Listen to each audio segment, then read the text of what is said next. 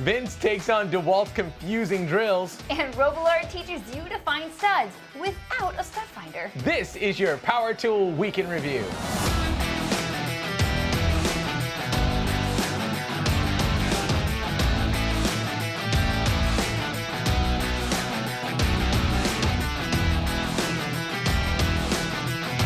This episode is brought to you by Ohio Power Tool.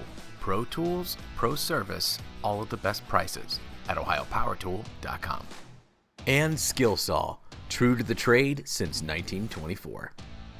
Welcome back, Power Tool fans. I'm Rob. And I'm Sarah. It's Friday, October 23rd, 2020, and today we're going to cover the latest Power Tool news and point out the best tool videos of the week. But before we do that, do me a favor and tap that thumbs up for me on this episode, which is free this week only. All right, guys, on to the Power Tool news. We start off this week with Rob Robillard, who finally got his hands on the Milwaukee hatchet. This is Robert Robillard, and that is the M12 Hatchet 6-inch pruning saw. It's a tiny chainsaw making really big news, as it seems everyone who gets their hands on it just about falls in love. Now, Rob reduced his experience down to 4 words. Compact, portable, powerful, and strange. Why strange? Well, look at the thing. But who cares what it looks like? This tiny thing rips. We've used it ourselves, and we agree with Rob. The hatchet is cool. You can find his full review at Toolbox Buzz on YouTube. Let me ask you something. What's the difference between DeWalt's FlexVolt Advantage and their Power Detect? Don't feel bad, no one else knows either. But this week, Vince decided to find out. Vince got a hold of the new DeWalt 999 20-volt max hammer drill with FlexVolt Advantage. That means the drill is significantly more powerful when you use a FlexVolt battery. Not to be confused with their 998 with Power Detect, which gains power when you use specific 20-volt XR batteries. Also not to be confused with their 996, which is, I don't know, a normal human drill? Something like that. The point is, if you're going to buy a DeWalt 20-volt hammer drill, you have way too many options, and Vince tries to sort it all out. I watched this video 3 times, and I'm still not sure that he did. But maybe you can sort it out for yourself by visiting VCG Construction on YouTube. Makita continues to drop new tools on us, and October brought some good ones. First up is the XWT17 and 18, which are 18-volt LXT brushless 4-speed mid-torque half-inch square drive impact wrenches, which Makita claims are the most powerful impact wrenches in their class. I'm sure most of you are anxious to see how these measure up to the new Milwaukee mid-torque options announced at Pipeline.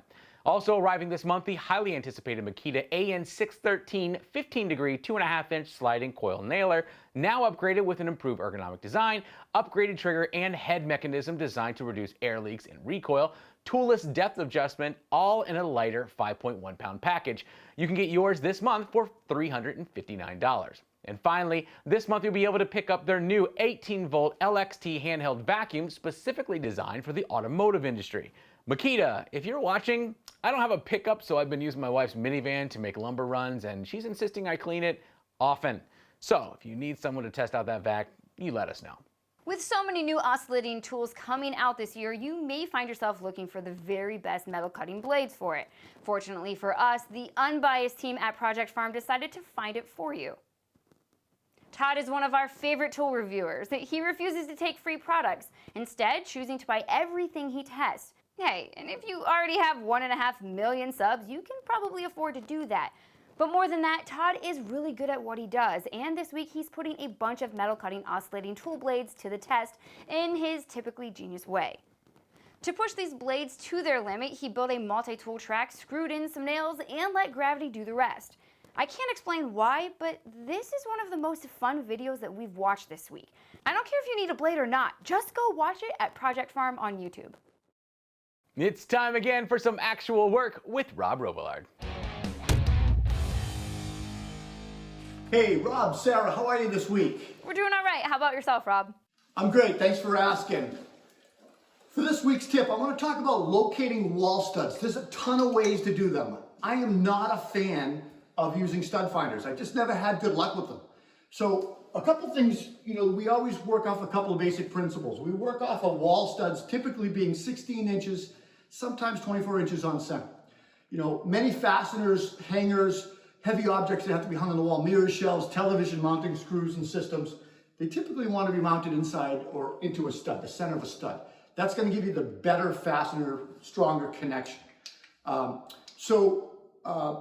gotten good luck with using a magnet. This is just stud pop, but I just use a magnet and you basically slide it along the wall until it hits a screw.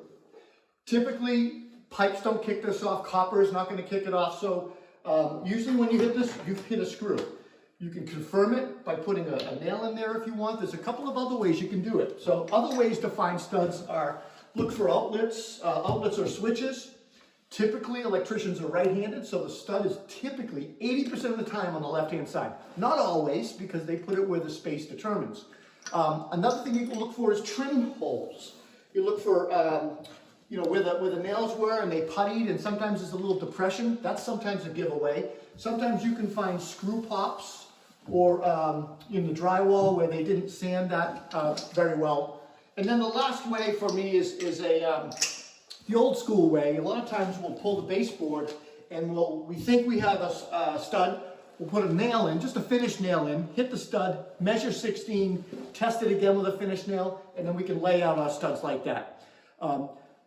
Pretty much once you find one 16 layout stud, you can lay them all out with a tape measure after that. I hope this helps. Have a great week. Swinging over to Instagram, if you're like us and keep everything you care about in custom cut Kaizen foam, you'll be interested in their new green and black sandwich foam, which they have in very limited supply. Pack King out, the self-proclaimed king of pack out. I bet Jacob will have something to say about that. Yeah, maybe. Well, the King shared this amazing custom-built pack out compatible charger and battery carrier that I need immediately. And last of all, Kiefer the Toolaholic gives us our Zen moment of the week as we watch him use the Senko Duraspin screwdriver to get some squeaks out of some old flooring. Last week, Sarah and I dug deep into some Milwaukee pipeline goodness, which you can watch right here. Thanks to Skillsaw and Ohio Power Tool for sponsoring this episode. Guys, we couldn't do it without you. Don't forget to like and subscribe so you don't miss a thing. We'll see you next week.